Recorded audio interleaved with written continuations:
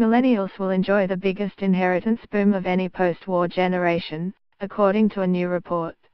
The Resolution Foundation said wealth accumulated by older people would benefit younger generations in years to come. The think tank said inheritances would double over the next 20 years as so-called baby boomers, born between 1946 and 1965, become older. Almost two-thirds of people aged 20 to 35 have parents who own property, which they might expect to get a share of in the future, the report said. UK think tank The Resolution Foundation said inheritances would double over the next 20 years as so-called baby boomers, born between 1946 and 1965, become older.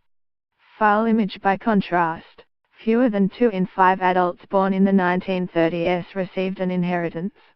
The foundation said so-called millennials, born between 1981 and 2000, who are yet to get on the housing ladder, are less likely to have property passed on to them.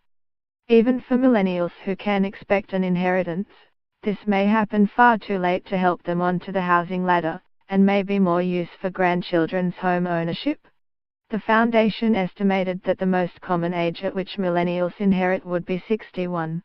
Laura Gardiner, senior policy analyst at the think tank, said, older generations have benefited hugely from the big increases in household wealth in Britain over recent decades.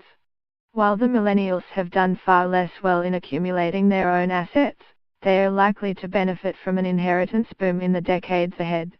This is likely to be very welcome news for those millennials, including some from poorer backgrounds, who in the past would have been unlikely to receive bequests. They have the good fortune to benefit from the luck of the baby boomer generation. But inheritance is not the silver bullet that will get a whole new generation on the housing ladder. Almost two-thirds of people aged 20 to 35 have parents who own property, which they might expect to get a share of in the future, the report said. File image used.